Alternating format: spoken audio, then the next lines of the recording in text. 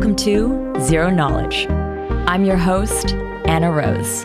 In this podcast, we will be exploring the latest in zero-knowledge research and the decentralized web, as well as new paradigms that promise to change the way we interact and transact online.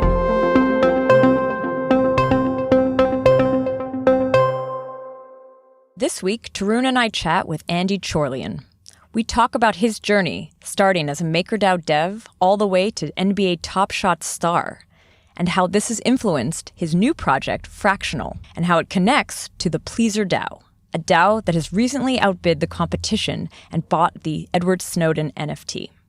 This episode really explores the connection between NFTs, DAOs, and DeFi, and how these overlaps could enable some truly futuristic ways to allocate value and create value. Now, before we start in, I want to remind you to check out the ZK Jobs board that I mentioned last week. I update this every month to coincide with the ZK Jobs Fair. I also recommend you sign up for the Zero Knowledge announcement newsletter to stay up to date about all the activity over here in the Zero Knowledge community. And it's hard to keep track. Do join our Telegram group to join the conversation, and I've also added the links to both the ZK Jobs board and the Zero Knowledge announcement newsletter in the show notes.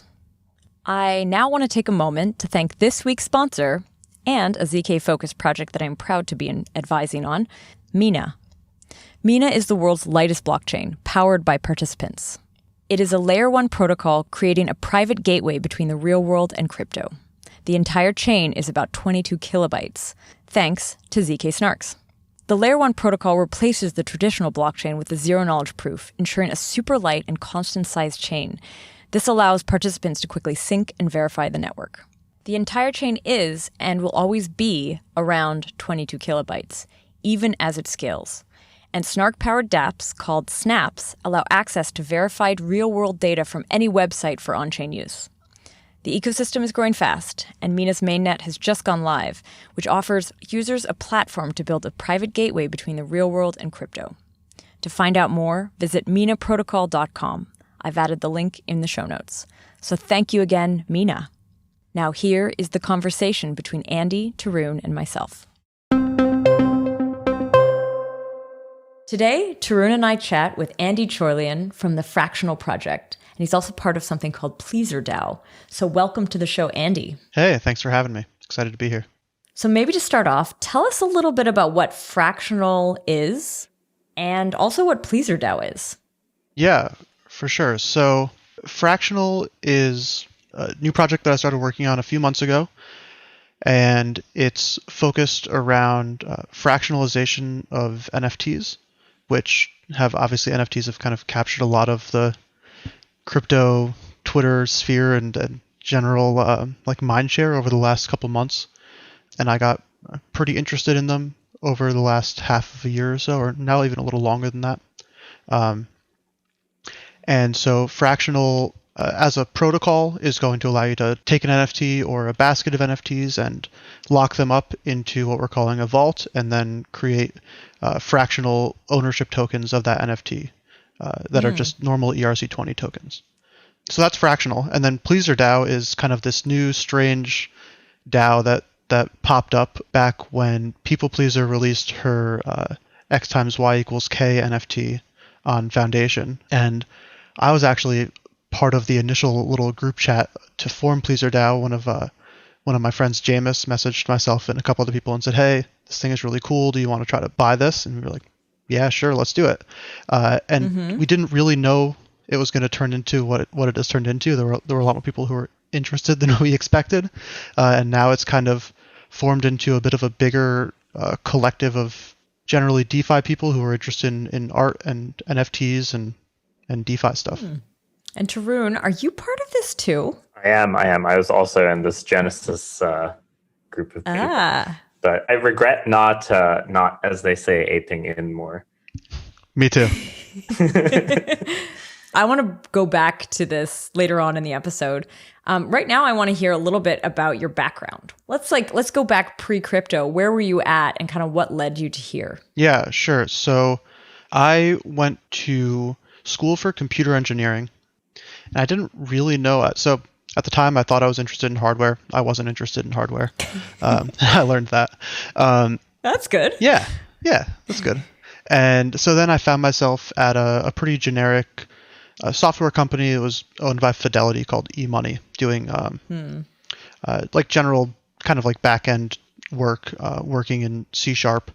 I was there for around a year, and this was from 2016 to like 2017 summer. And kind of in the early spring that year, I had started to get interested in crypto, and this all stemmed from wanting to gamble on an offshore sports gambling website and not wanting to give them my credit card. And so I downloaded Coinbase and was like, all right, what are these things that I'm buying? And I just got like totally captivated by it, and just realized that this was something that I was extremely interested in and that I thought was just so cool. And so then I was lucky enough in August of 2017 to get a job at a fintech startup in New York that was tangentially interested in crypto, and they knew I was interested in crypto. And so I kind of fell into a position where I got to learn Solidity on the job, and we made an ERC20 token and did all that fun stuff. And so I worked there for about a year. For a while, I was the only crypto person on the team, and then we eventually brought on Noah Zinsmeister from Uniswap prior to him being at Uniswap, and I worked with him for a bit. And then around the same time, this was towards the end of 2018, I had left to go to Maker. And I spent 2 years-ish at Maker on the smart contracts team, doing a little bit of everything that we need to do for the smart contracts team. And so for a while, that was prepping for MCD's release, and a lot of the formal verification and testing around that. When I joined, a lot of the code was already completed. And then a lot of the stuff that came after that with Black Thursday and working on new liquidation systems, and which actually I think just released today for Link, which is exciting. And then what's Black Thursday? So, oh man. All right. Oh yeah. So what is this? Am I supposed to know this? Oh, yeah. This is like the biggest day in DeFi. It's like the big crash. We've talked about it on the show before, maybe not. Really? Yes. Damn it. It's March 12th, 2020. Yeah. So this was right as COVID was kind of really coming into its own, which is a weird thing to say about a pandemic. Oh, is this just the day that everything crashed? Yeah. Oh, wait. Is this the day that everything crashed and makers, like, what are they called? CDPs? All got called? Yeah. Uh-huh. So I was, at the time, my girlfriend, Allie, was working and living in London. And so I was visiting her in London. And so the crash happened pretty early in the morning, US time. And so I was like sitting at a coffee shop eating some lunch and just, like on my laptop. And all of a sudden I see all these messages come in like, what are you guys seeing? What's happening? What's going on? And I was like, oh, crap. And I grabbed all my stuff and left the coffee shop and went back to her apartment. And essentially what happened was crypto and kind of everything flash crashed. Yes. And what we learned was the Maker liquidation systems were not totally prepared for a massive flash crash. But also there was a lot of other stuff that was going on. There was difficulty getting transactions through to Maker. And I mean, some people even still think there could have been some type of minor manipulation there. I didn't spend enough time to really have strong feelings about that. But essentially what ended up happening is when CDPs are liquidated, they basically go up for auction, and someone was putting up bids that were extremely low, 1 GWei bids. And the bid length was only 10 minutes. And so after 10 minutes, if no one had outbid you, you would win. And people just weren't prepared for this and were having trouble getting transactions through. And so the gas fees were insanely high. And so, for example, the Maker's Keeper network code had like a hard cap on gas fees at like 400 GWei. And I think it was up more in like the 500 range. So none of the bots would work and they couldn't get transactions through. And so a lot of CDPs were liquidated for basically nothing. And so that was Black Thursday. And you were at Maker at that time. Yeah. The rest of my time in London, I basically spent working. Wait, can we get a little color on like what it's like being a developer in the war room on Black Thursday? Because like that's probably one of the, since 2017, certainly the craziest day. Of course, prior to 2017, there was Can You Stop Trading and things like that. But like that was the craziest day. You're working at the developer that made the thing that was losing the most money and had the most at stake. Like, what was it like just stress-wise? And like, that's different than like being on call at a tech company, right? This is like potentially hundreds of millions of dollars are like about to be liquidated. Whoa. Yeah, so it was really stressful. I think one of the hardest parts too was because it's all smart contracts and kind of code as law, we felt a little bit helpless in a lot of things. And so part of it was, once we kind of realized what was happening, oracles would update every hour. And so every hour you would have you'd have a wave of liquidations. And so most of those liquidations happened over a period of a couple hours. And so then it was trying to figure out, like the first couple waves, we just didn't really have time to appropriately respond and like figure anything out.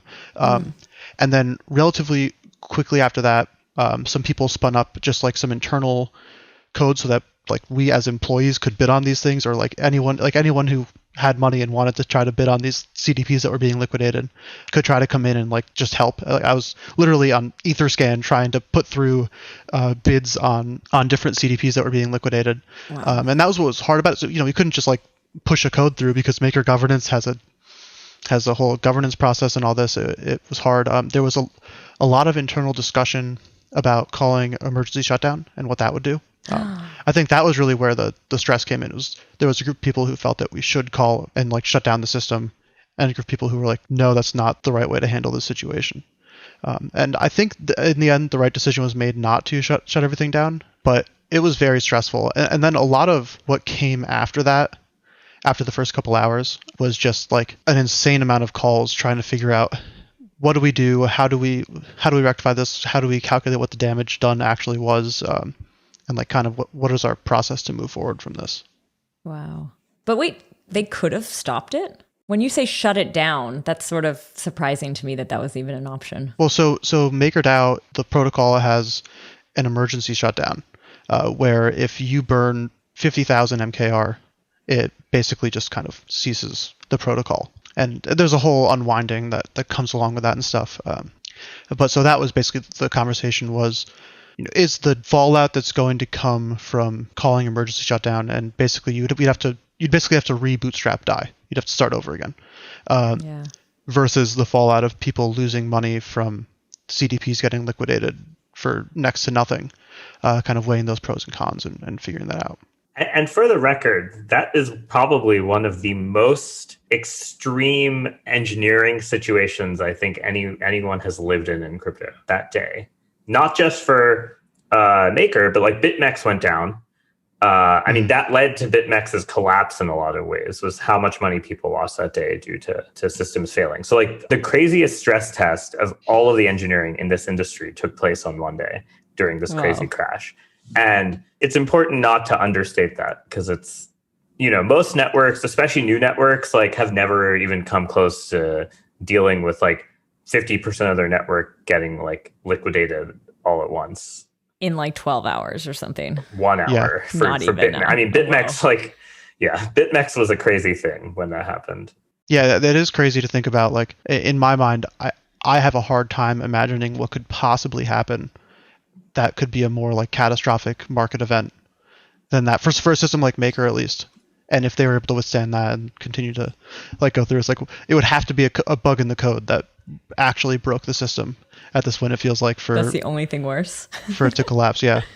After the most calamitous collapse in this industry, then, we had this crazy, insane bull market.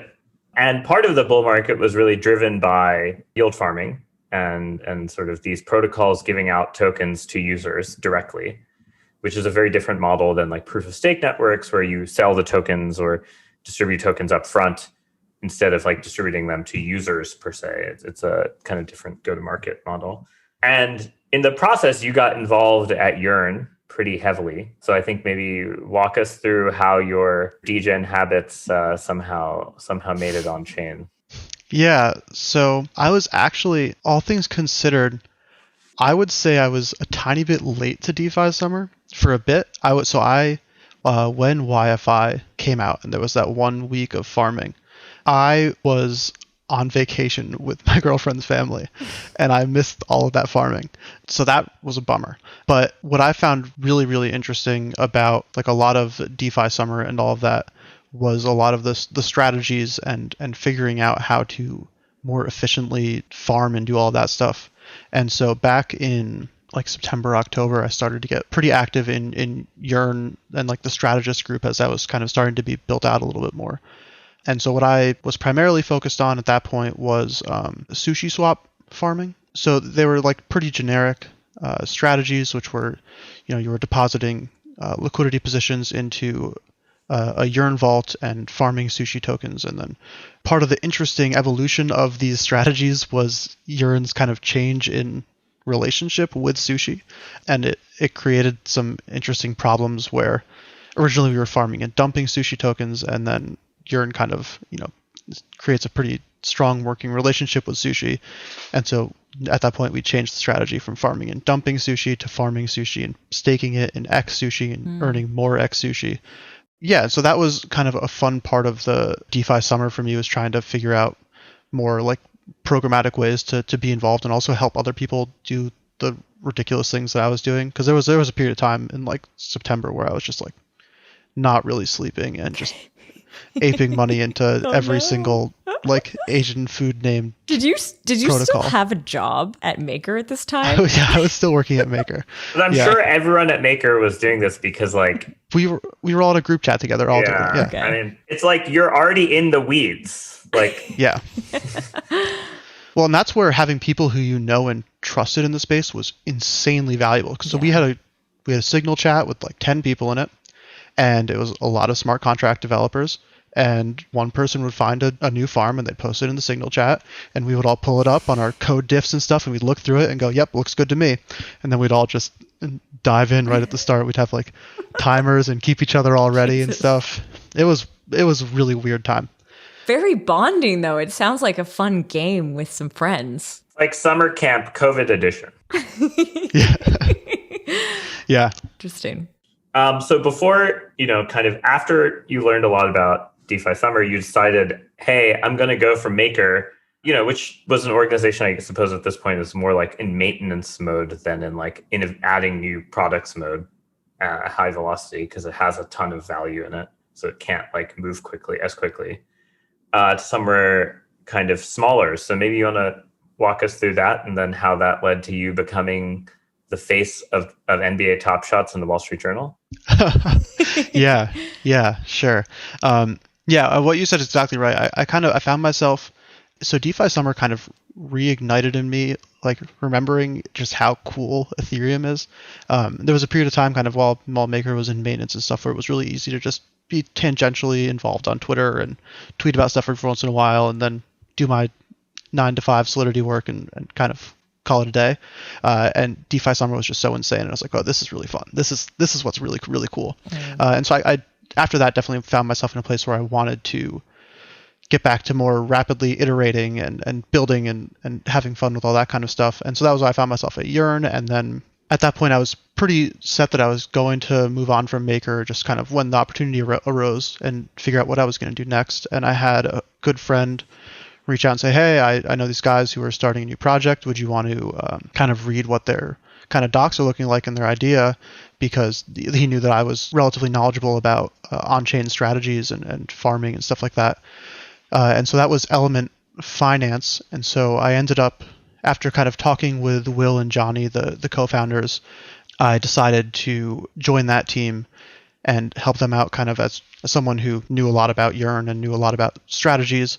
And so the idea of Element is basically to take deposited positions into yield-bearing protocols and kind of cut up that position into 2 separate tokens, one which is your principal and one which is your interest. And those are based over a deposit that's kind of like a tranched or time locked. And so I was helping a lot there with writing the code to integrate with Yearn and ideating on kind of what the value proposition of this stuff would be and why it's valuable to be able to separate your principal and interest tokens. And that was a really, really fun project to be a part of. And so I was there for about 5 months. And I think they're going to launch relatively soon. And I'm really excited to be able to take part in that launch and kind of see what happens there. But at the same time, I was also starting to dabble in NFTs, and I found NBA Topshot. I'm a huge basketball fan. Okay. And so like I previously, but like before kind of COVID and everything, I was playing pretty intense NBA daily fantasy and had my own like models for scoring and stuff. And I'd watch a lot of basketball. And so for me, it just like totally clicked in my head. And I was like, oh, this is awesome. NFTs of basketball players. Let's go. Wow. And I aped in a little bit harder than I probably should have. I mean, it worked out, but like in retrospect, it's like, oh yeah, I put a lot of money into this thing. Wow. But it was one of those things where I loved what I was doing, and I wasn't even really consciously doing it. I mean, this is what we're going to be talking about for the rest of the episode, the NFTs and how you're kind of involved in that space. But I wrote like a few months ago, we interviewed Andre and Trevor. We did this episode about NFTs, music, and media, kind of. Mm-hmm. And after that, I wrote a piece where it's like, I can't imagine myself buying one of these things. But part of the reasons, this is what the conclusion I came to is like, the reason is the content, the underlying content isn't something that I'm in love with yet. But like there are things I am in love with, like types of media I really love. Now, if you combine that with NFTs, and that's where like the sort of mind experiment goes, where it's like, if you combine something you love with an NFT, would you then ape into it? And it sounds like they did the combination that you wanted right off the bat. Yeah, exactly. And that's where it clicked with me. And so I had previously been following along with CryptoPunks, and I was like, I had considered buying a couple back in the summer and when they were less than 1 ETH per. And but you like, didn't. Why would I do that? I didn't, because I was like, why would I do that when I could yield farm with it, with that same Ethereum? And obviously, hindsight's 2020 there. I wish I had a couple more CryptoPunks than I do right now.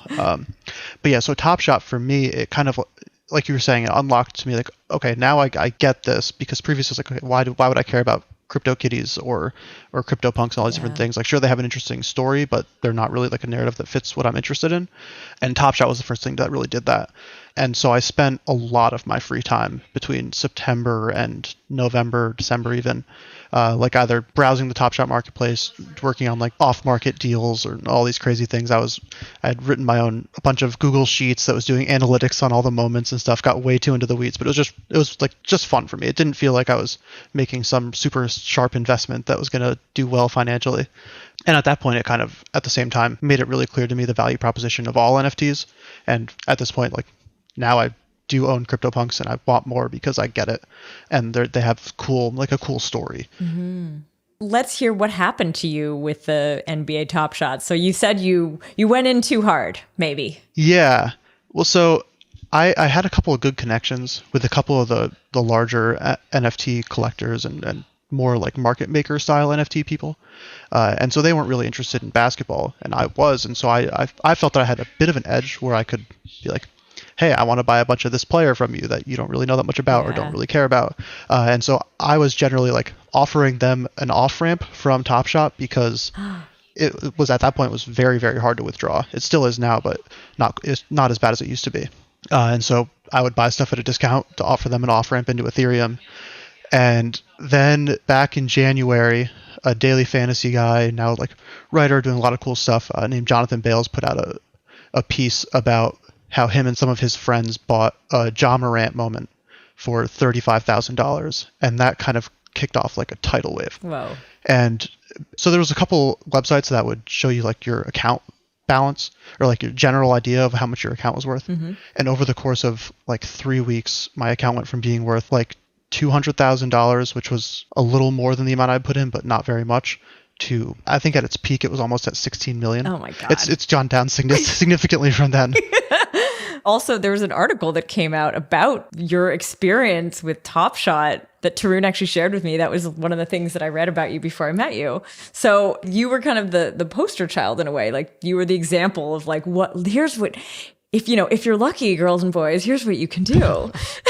Yeah, that is definitely the weirdest part of this simulation that we live in, for sure. But really, I think honestly what that actually comes down to, and what I've been incredibly thankful for, is the dumb luck of Topshot going crazy and me being one of the largest collectors has opened up a ton of doors for me, just of new friends and people that I've met who have been so kind and really great to get to know and great to work with, people who I'm excited. Like, I feel like I've made lifelong friendships because of this.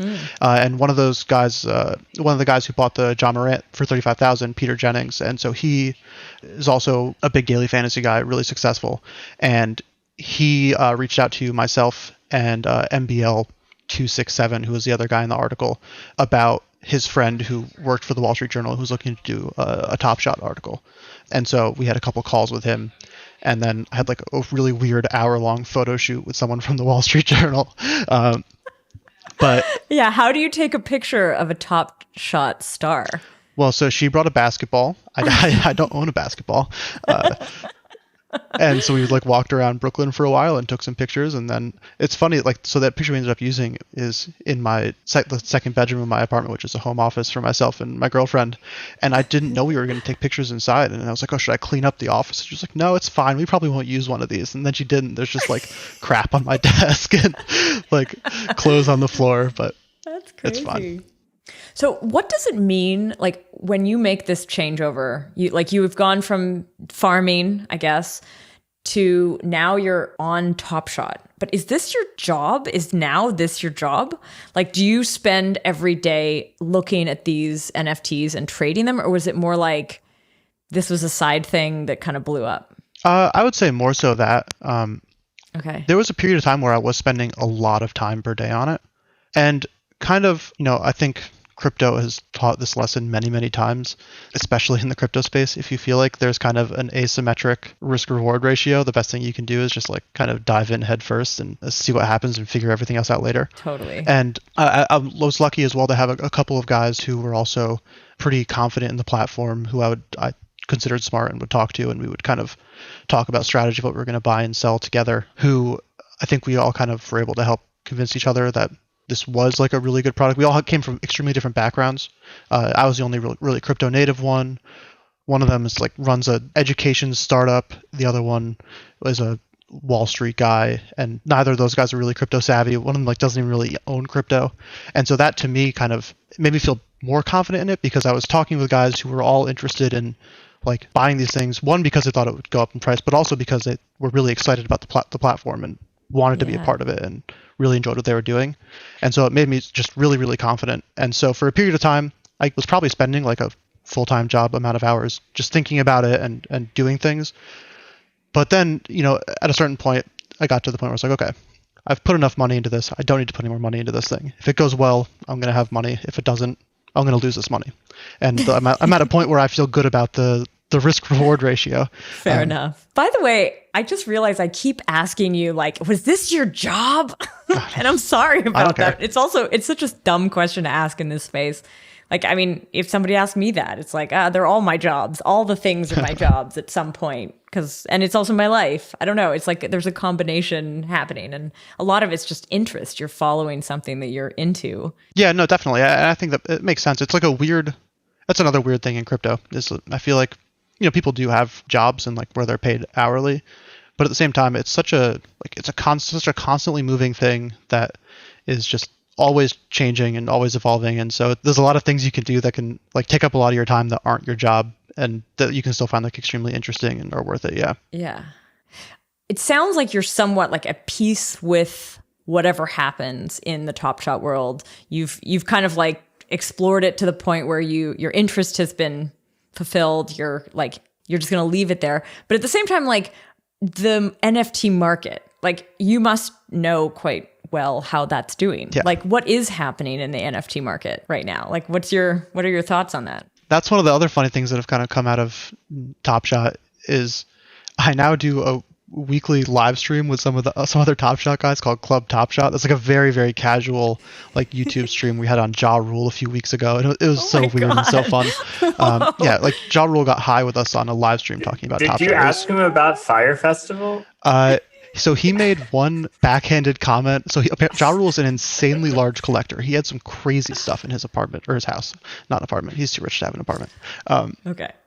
But he had one card that he was showing us, and he said that it was fire, but like it felt like he knew what he was saying. And then he actually did talk a bit. He sold a Firefest NFT, and he talked about it for a second. Yeah, it sold for like 6 figures. I think I heard about these. But he was saying, I think it was kind of like a closing a chapter in his life in a way. But I was shocked. He came off as I expected like nothing from him, and he came off as the nicest dude who was extremely thoughtful about collecting. I was really, really taken aback. But he was like a really, really good hang. It was funny. But sorry to go back to your original question. So yeah, I definitely do at this point with Topshot specifically. I'm not really putting more money into it. That would be extremely irresponsible, I think. Just based on my general situation in life. But I do still keep up with it pretty well. And I still use the site. They have like challenges. I'll go and complete them sometimes if I think it's a good risk reward. But yeah, so I definitely am keeping up with NFTs pretty consistently. And at this point, I don't only own Topshots. I have CryptoPunks, and I used to have some hash masks. I think I sold all of them. But do you believe that at this moment in the NFT life cycle that it was overhyped and that it's on the way down? Or do you feel like, I'm really curious what your thoughts are maybe of this moment. It's not like, obviously in the future we don't know, but I think so. Well, so I think I've actually been thinking about this a bit, especially because of the NFT very, very quick rise and fall that happened. Although, I mean, like CryptoPunks are still doing pretty good. They kind of just rise and rise. But kind of everything else has had a bit of a rise and fall. I think that we're going to continue to see bubbles of these things like rise and pop faster and faster because of the internet. I think the internet's just going to keep accelerating these things because, the time it takes to disseminate the information of what is this and why is it cool has gone from like years to hours. And so I definitely think that it was overhyped, but overhyped is a hard word. I think that NFTs are like amazing and game changers for a lot of different things.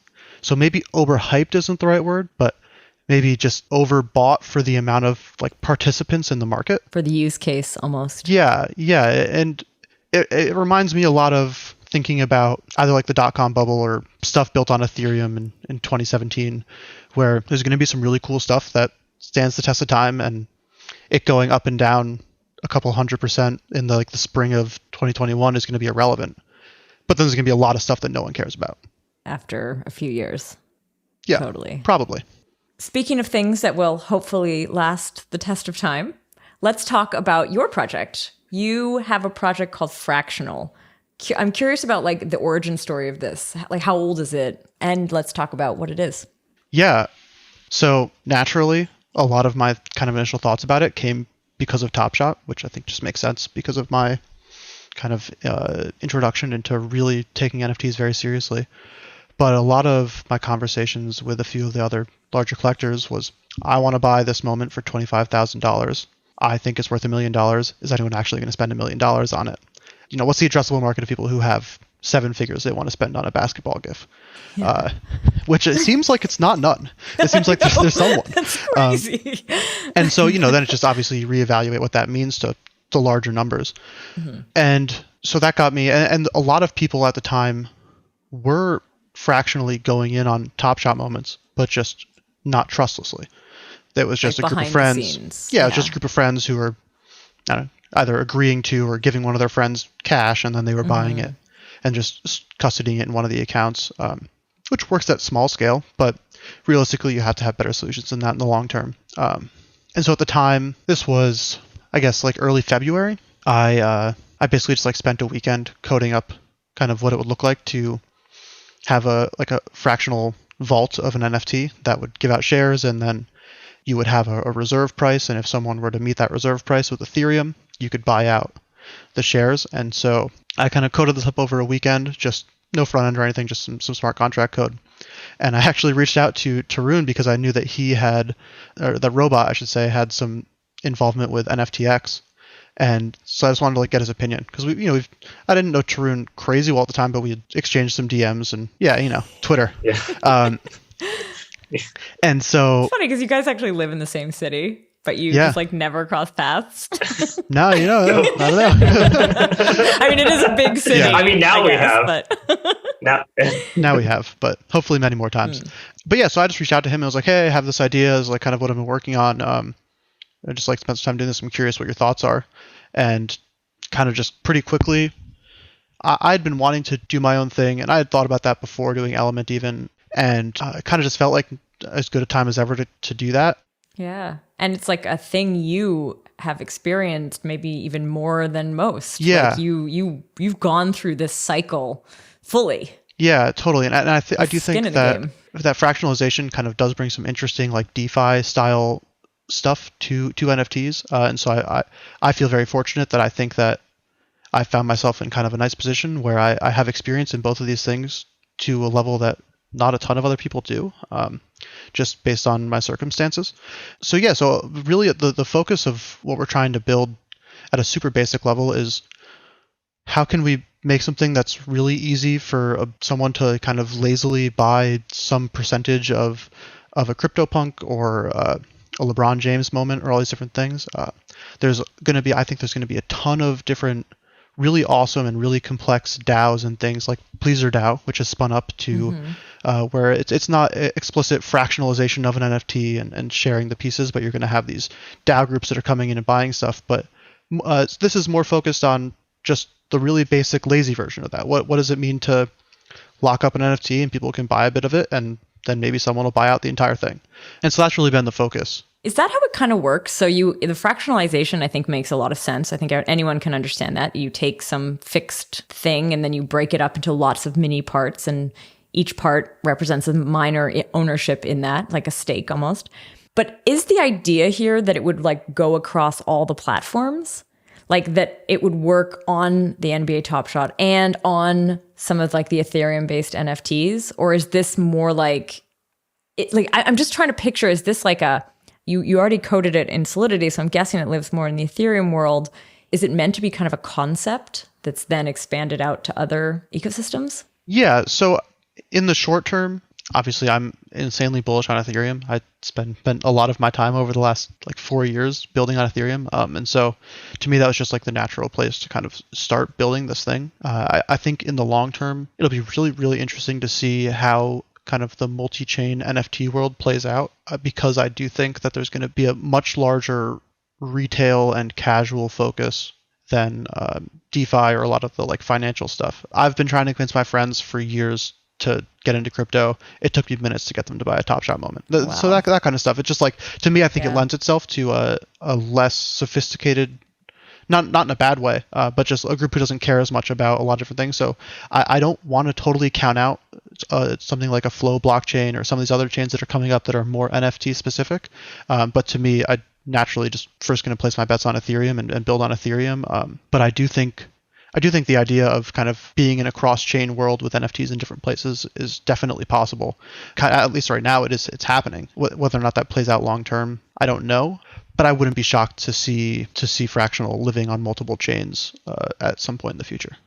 It's not a protocol though, is it? Like, is it a product? I'm kind of curious. And what stage is it at too? Yeah, I'm throwing a few questions your way. I think the protocol versus product question is really interesting. I would argue that we are trying to make something that could be considered a protocol. I guess like the question is, what do you consider a protocol? Mm-hmm. I don't really know. I don't know. I'm not sure I have like a finite answer to what is a protocol versus a product. But I want to make something, and we are actively working to make something that doesn't have to live on our website, that anyone can come in and fractionalize anything and build on top of us and create products on top of the fractional smart contracts. So in that sense, I do think of it as a protocol for fractionalization as far as the smart contracts go. But at the same time, we're pretty interested in building a really nice front end and UI that is a great product for people who want to come in and buy a fraction of a CryptoPunk or something along those lines. So it's kind of hard to say. And as far as how far along we are, we just finished up an audit end of last week or middle of last week or so, and everything went pretty good. So we're hoping that very soon, maybe by the time people are listening to this, people can test out our product on Gurley testnet and kind of get an idea of what that's going to look like. It's just all, a fake CryptoPunks smart contract, and you can mint yourself a punk and fractionalize it and then go to SushiSwap and sell the fractional shares or provide liquidity. And so hopefully if that goes well, it won't be too long until we're able to have people fractionalizing on mainnet. We don't have a specific launch date kind of keyed in right now, but we're definitely hoping that it's sooner rather than later. Cool. Is this using one of the like ERC? I know that there was like ERC 721 and then there's these extensions. And I can't remember the number of the one that allows like the NFT to have hats and accessories. Remember like the game example where you have like the one NFT that is standalone and then you can actually use another standard to connect other objects to it. Is it using that or is it completely separate from that? So I'm not sure exactly which one you're talking about. I know there's ERC 1155, which was, I think, made by Engine, and that's like what Rarible uses for their NFTs. And so that one allows for you to have NFTs with editions of more than one. So out of the gate, we are not going to be supporting that. It will just be ERC 721s, but we're very much so extensible to be able to support that in the future.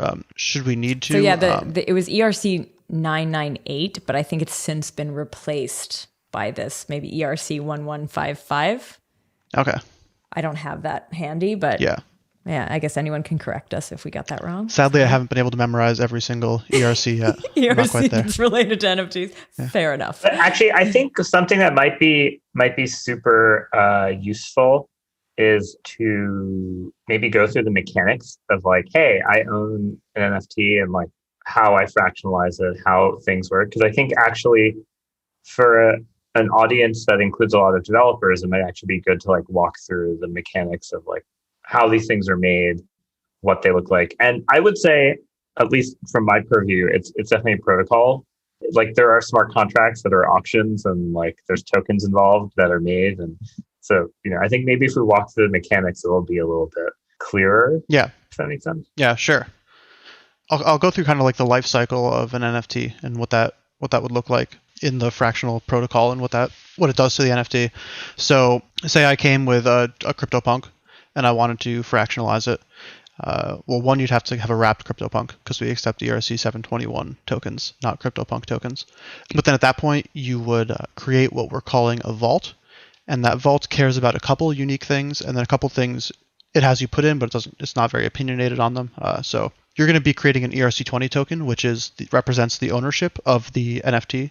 And so that ERC20 token needs to have a total supply, a number of decimals, which actually we force you to have 18 decimals for the sake of everyone's well-being. And then a name and a symbol. And so the protocol is not opinionated on those things. You can name it whatever you want. But then alongside that, some of the more important stuff is one, a reserve price, which is going to be kind of the initial price in Ethereum to buy out that vault. Mm-hmm. And I'll get into how a buyout works in a little bit. And then alongside that, we also need an auction length, which again, with the buyout is going to be a part of that system. And then lastly, we have what we call a curator fee. And this is a fee that the NFT originator is able to set, which allows them to essentially take almost like an asset under management style fee from the vault that they create. And this can be set in a range. And the way that fee is paid out is in the form of total supply inflation. So let's say you create a vault and it has 100 ownership shares. Then you set your fee to 5% annually. And then over the course of a year, the vault would eventually accrue up to 105 ownership shares. And those would be sent to the NFT originator. And so what that allows for initially is in a market where maybe it's not very desirable to fractionalize an NFT because NFTs are kind of going parabolic. You are able to basically turn your NFT into something that is providing you some interest essentially, and you can take some profit off of your NFT and still earn some shares. But in the long term, what I think is really interesting there is it allows for artists that fractionalize things to kind of create a new revenue stream that isn't secondary market sales. It encourages diamond hands as opposed to weak hands with their collectors. So like, for example, if an artist has a bunch of collectors who really like the artwork and don't want to sell it, they're never going to have secondary sale profits. Whereas in this, if you have a bunch of collectors who really all own 25% of the fractional shares of your piece, even if they never sell it, you're still going to be seeing revenue from that, which I think is really cool. Interesting. Yeah, that's kind of one of the problems with like NFTs being sold to an owner who really loves it. They may just emotionally love it so much that they never resell it, and the artist doesn't get that sort of secondary market resale benefit. Yeah, and so I think that's a really interesting dynamic that'll play out.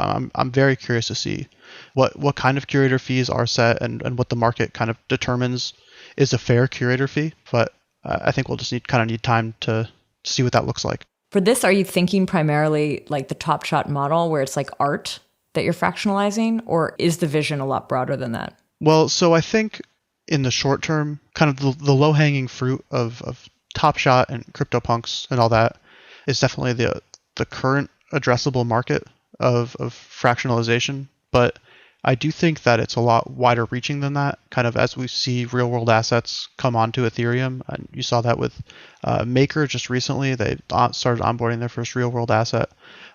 I think that what is able to be fractionalized is going to continue to expand beyond just artwork. I kind of, in general, my feelings on NFTs is that we're in like a really interesting kind of proving grounds right now where people are going to be building out a lot of cool primitives and applications that can use NFTs. And the artwork and everything that people are trading right now is just kind of like the testing tokens for all of the actual like insanely valuable stuff that in my mind should be an NFT or could be an NFT, like buildings and esports teams and all these crazy things. There's been a couple different kind of models around fractionalization. Some have been more like heavily DAO focused, and stuff like PleasrDAO kind of is moving in that direction.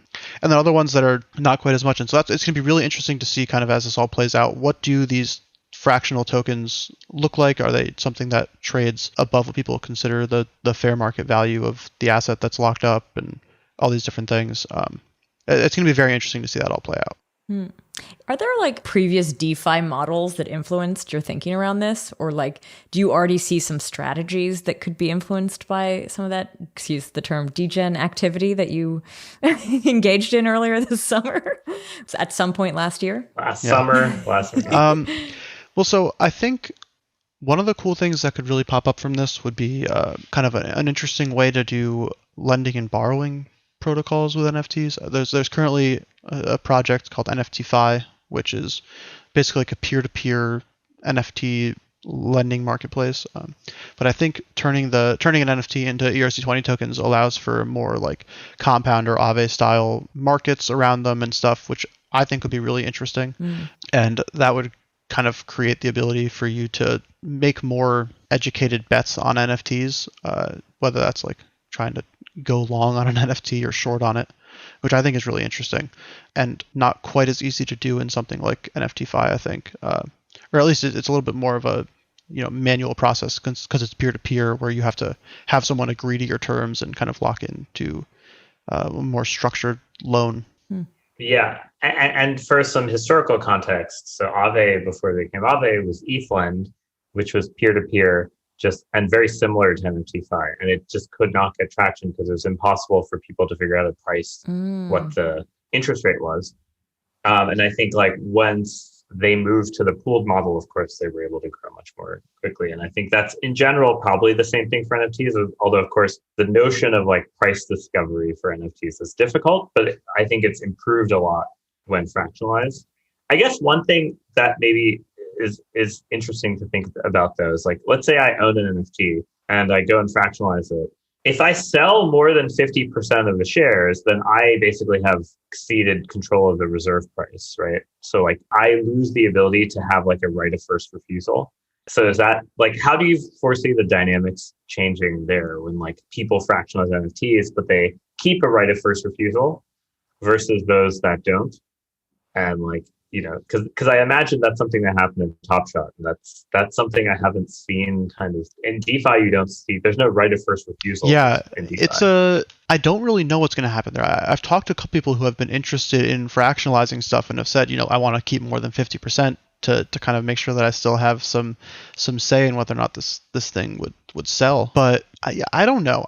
I think probably a part of it depends on what's being fractionalized and why it's being fractionalized. I think that maybe for some people, fractionalizing an NFT is just a different way to find exit liquidity from that NFT. And in that case, maybe they don't care. And so they'll sell 90% of it because they just, they don't want to own this NFT anymore. And it was easier to do a Dutch auction for the fractional tokens than it was to list it on OpenSea and wait for someone to buy it.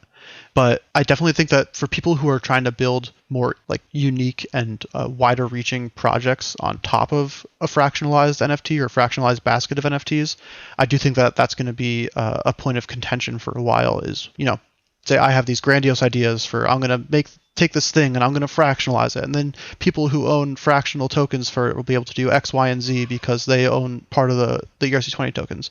And so it'd suck if you build this whole thing out and have this whole grand idea and then you sell 60% of it and then it gets, a buyout triggers a week later and all of a sudden all your plans have now been ruined. So that'll be a very interesting dynamic. Yeah, because things like OpenSea and Rarible, like the people can make bids continuously, and people do just like make a lot of annoying bids all the time, right? Like there's like this weird UX thing that happens. So kind of curious how you foresee that impacting like this idea that there's like an auction triggered is kind of funny compared to DeFi. So in DeFi, an auction is a bad thing. It's like there's a liquidation, like the loan is going under. But here, the auction is a good thing in the sense that it's supposed to be like liquidity event. Yeah, where we're cashing out, and so somehow merging those two mental states, I think, is like the key to these products that like people haven't really figured out. But fractionalization certainly seems like one of the necessary pieces. Yeah, for sure. And it is definitely. It also comes with some like serious risks where if there is an auction where the buyout ends up going for significantly less than what the token was trading at, then everyone who was trading the token takes a haircut. And so, there have to be token holders who are making sure they're keeping track of the reserve price, or really in any fractional thing.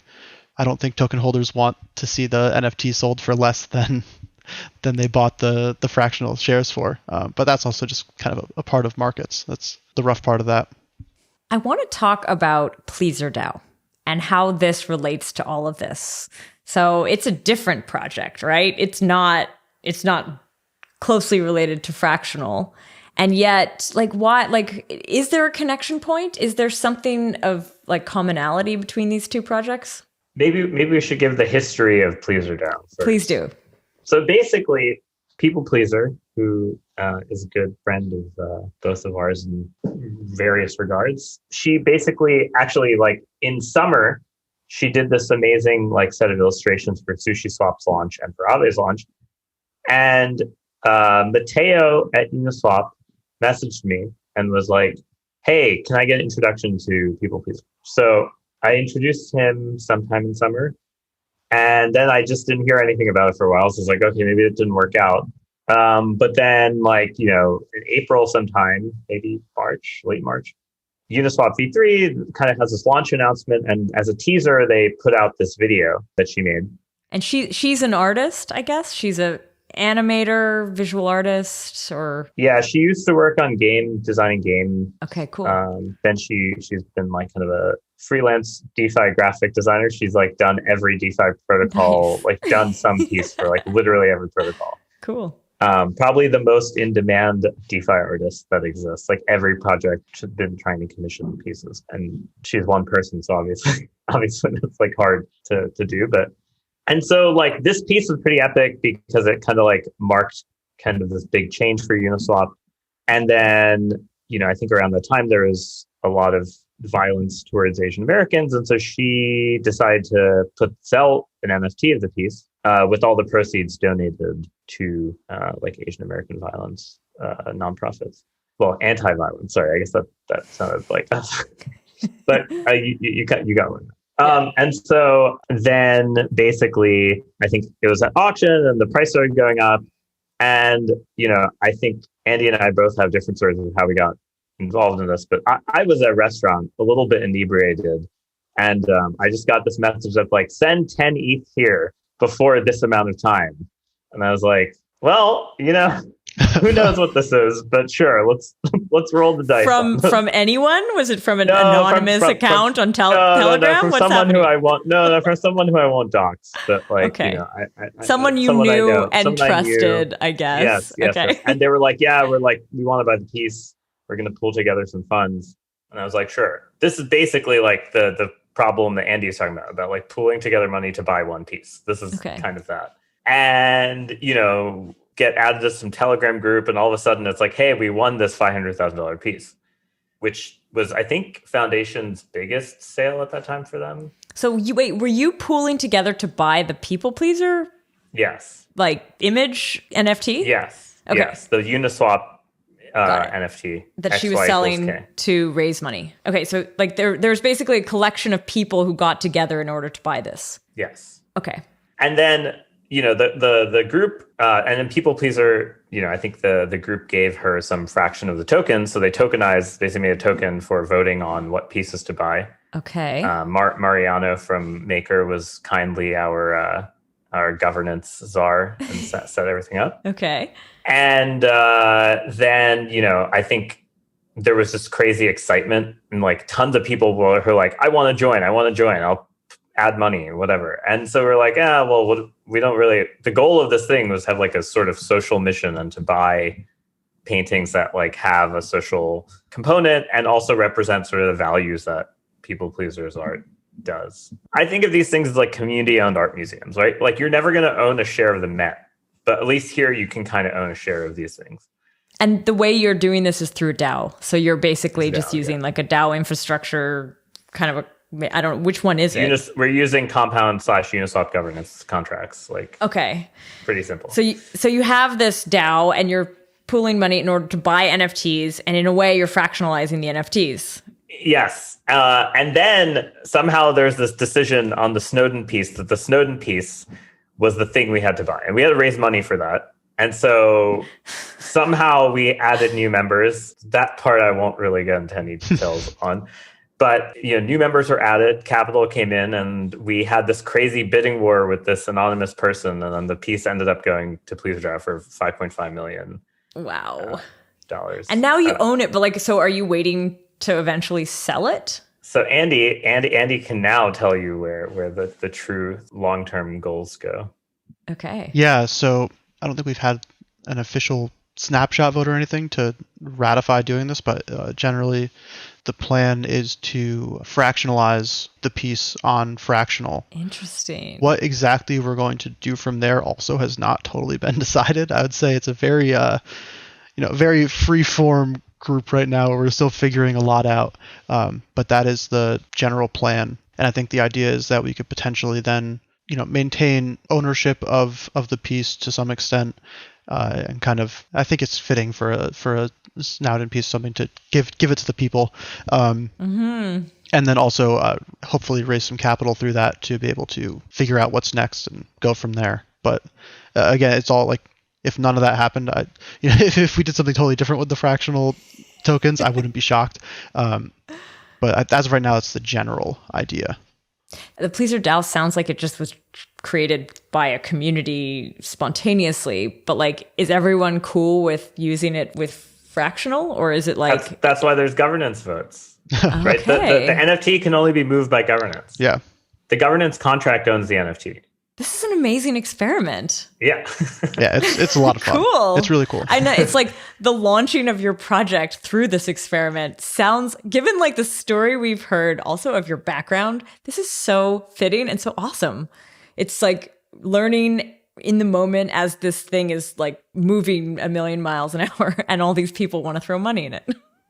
Yeah, totally. I mean, I pulled up my first Twitter DM from this. I won't say from who. It was just me and three other people, and just, let's get this NFT. Someone suggested 10 ETH each, and that was it. And then all of that turned into a Telegram group and way more people. And amazing. Is People Pleaser involved in the DAO? Yeah, she is now. After the piece was purchased, she is a partial owner. So amazing.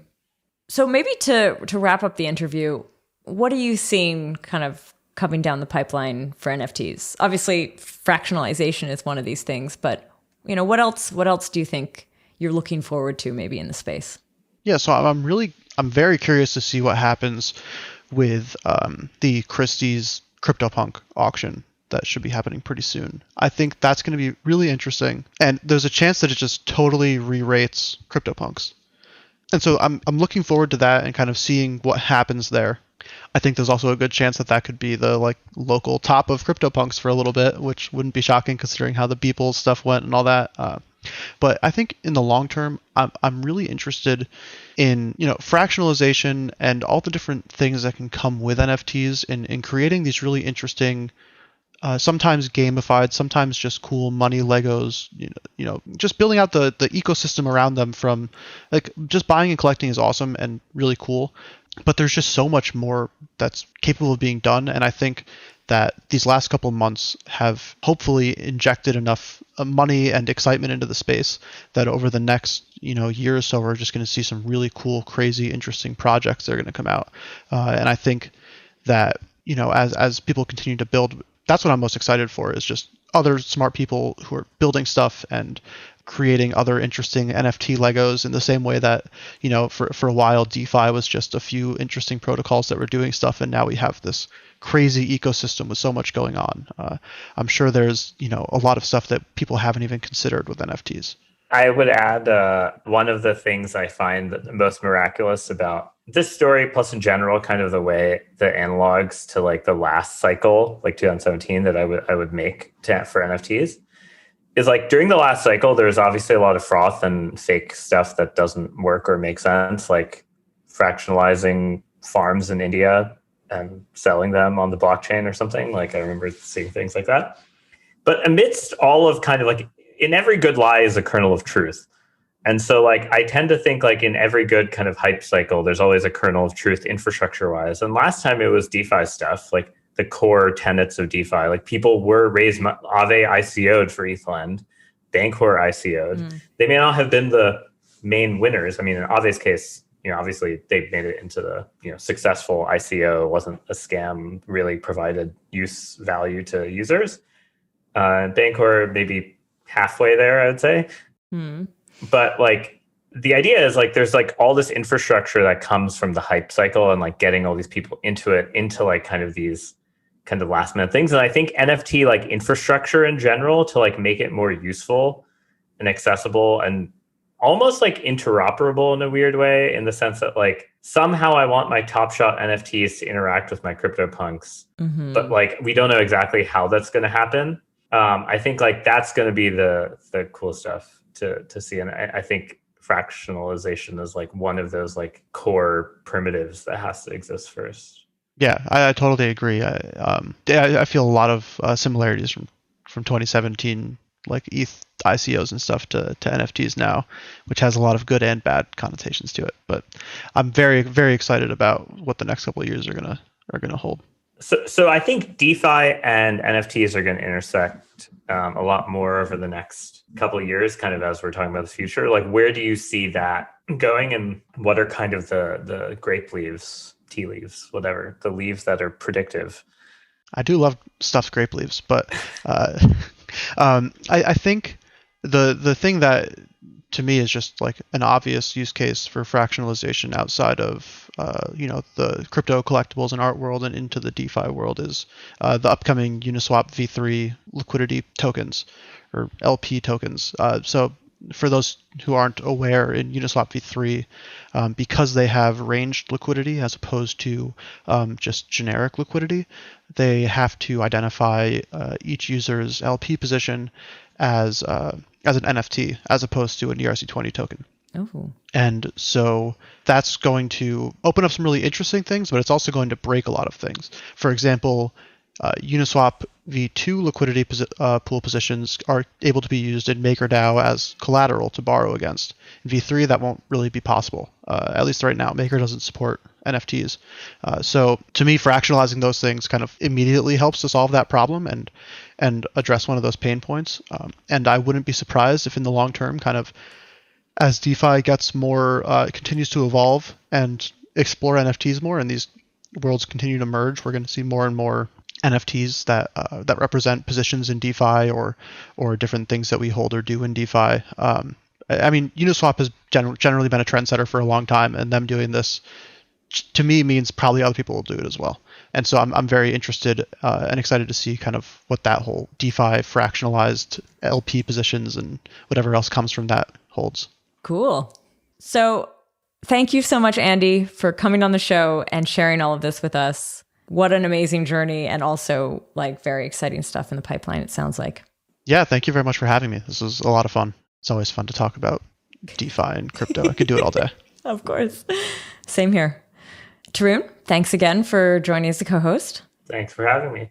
And I want to say a big thank you to Andre, the podcast producer, Henrik, the podcast editor, and to our listeners, thanks for listening.